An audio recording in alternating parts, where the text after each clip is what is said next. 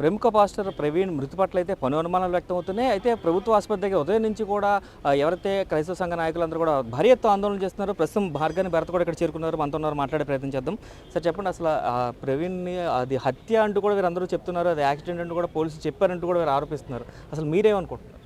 అదేనండి, ఇప్పుడు పూర్తి స్థాయిగా పోలీస్ డిపార్ట్మెంట్ కూడా పంచనామా చేసిన తర్వాత, పోస్ట్ మార్టం చేసిన తర్వాత దీని యొక్క పూర్తి వివరాలన్నీ కూడా బయటకు వస్తాయి.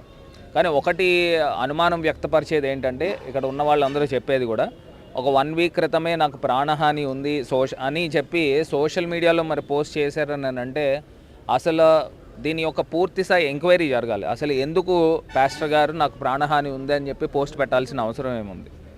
అసలు గతంలో జరిగిన ఘటనలు ఏం జరిగినాయి, దాని సందర్భాలు ఏంటనేది పోలీస్ డిపార్ట్మెంట్ కూడా నేను మాట్లాడడం జరుగుతుంది. ఇప్పుడు ఎస్పీ గారితో మాట్లాడతాము.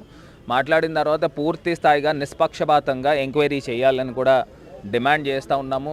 మరి ఒకటి అంశం నేను చెప్పాలనుకున్నది ఏంటంటే, ఇక్కడ ఇంతమంది పాస్టర్ గారికి అభిమానించి మరి క్రైస్తవ లోకం అందరూ కూడా ఇక్కడ తరలి వచ్చి మరి ఉదయం నుంచి కూడా ఇక్కడ ఉన్నారు అంటే, మరి ఆ పాస్టర్ గారికి ఉన్న వ్యక్తిత్వం ఏంటనేది కూడా ఇక్కడ అర్థమవుతూ ఉంది. నేను ఒక్కటే అంశం చెప్తున్నా, ఇప్పుడు కూటమి ప్రభుత్వం వచ్చిన తర్వాత ప్రత్యేకించి ఎస్సీ ఎస్టీల పైన, క్రైస్తవుల పైన, దళితుల పైన ఏ రకంగా దాడులు జరుగుతున్నాయో మనకు కనబడతా ఉంది. నిన్న కాక మొన్న నల్లజర్ల మండలంలో దూపచర్ల గ్రామంలో అంబేద్కర్ గారు విగ్రహానికి చెప్పుల దండ వేశారు, అవమానించారు. అసలు ఎక్కడికి వెళ్ళిపోతూ ఉన్నాము? అసలు ఏం జరుగుతూ ఉంది అంటే ఈ రకమైన మరి సందర్భాలు జరుగుతూ ఉన్నాయి. మరి నిజంగా చాలా బాధాకరము, దురదృష్టకరము. ఉదయం కూడా మనం చూసినట్టయితే అక్కడ బొలినేని హాస్పిటల్లో కూడా ఒక డాక్టర్, ఫామ్ డి చదువుతున్న డాక్టర్ అనుమానాస్పదమైన విషం తాగారని చెప్పేసి ఆమె డైరీలోనే క్లియర్గా రాసుకుంది. వేధింపులకి గురి అవుతూ ఉన్నాను, నన్ను లైంగికంగా దాడి చేస్తూ ఉన్నారని. అసలు నాకు ఒకటి అర్థం కాలేదు, ఈ కూటమి ప్రభుత్వం వచ్చిన తర్వాత మహిళలపైన ఏ రకమైన దాడులు జరుగుతూ ఉన్నాయి. మరి ఈ సోకాల్డ్ పెద్దలందరూ కూడా చెప్పారు, మేము వస్తే ఈ రకంగా న్యాయం చేస్తాం, ఈ రకంగా ఇచ్చేస్తాం.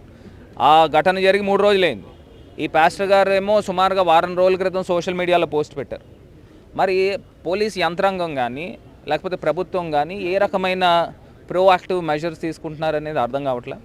ఏదేమైనప్పటికీ కూడా పూర్తి స్థాయిగా ప్రభుత్వం బాధ్యత తీసుకుని దీనిపైన సమగ్రమైన విచారణ జరిపి నిజ నిజాలు ఏంటనేది బయటికి తీసుకురావాలి. సార్, అదేవిధంగా చూసుకున్నట్లయితే అక్కడ ఒక కర్ర కూడా ఉంది. ఆ కర్రతో ఆయన కొట్టారని అనుమానిస్తున్నారు. ఎందుకంటే ఆ కర్ర కూడా బ్లడ్ అంటుకుని ఉంది. ఆ బైక్ కూడా పడిపోవాలి, ఏదైనా యాక్సిడెంట్ జరిగి భారీ వెహికల్ అని గుద్దితే పడిపోవాలి, కానీ అలా నిలబడి ఉండడం ఏంటని పలు అనుమానాలు వ్యక్తం చేస్తున్నారు. సో దాన్ని ఎలా చూస్తారు? అంటే కర్రతో కొట్టి ఉంటారని వీళ్ళందరూ కూడా పెద్ద ఎత్తున ఆరోపణలు చేస్తున్నారు. ఆ కర్ర కూడా అక్కడ ఉండడం, అదే యాక్సిడెంట్ స్పాట్లో కర్ర ఉండడం, బ్లడ్ అంటుకుని ఉండడం, ఇవన్నీ కూడా చాలా అనుమానాలు తావేస్తున్నాయి కదా, దానికి ఎలా మాట్లాడు? అదేనండి, ఇప్పుడు ఒక అంశం అయితే క్లియర్.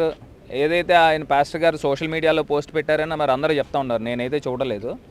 మరి ఆయన పోస్ట్ పెట్టారని అంటే ఆయనకి ఏదో థ్రెట్ ఉందనే కదా, లేకపోతే ఒక బాధ్యత కలిగిన వ్యక్తి ఈ రకంగా ఎందుకు పోస్ట్ పెడతారు?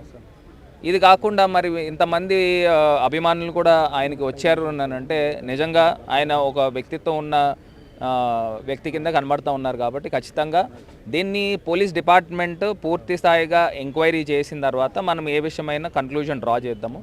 మరి ముందరే నేను ఏదైనా చెప్పడం కూడా కరెక్ట్ కాదు. పూర్తి స్థాయిగా పోస్ట్ మార్టం జరిగిన తర్వాత మొత్తం అన్నీ కూడా నిజ నిజాలు ఏంటనేది బయటకు వస్తాయి.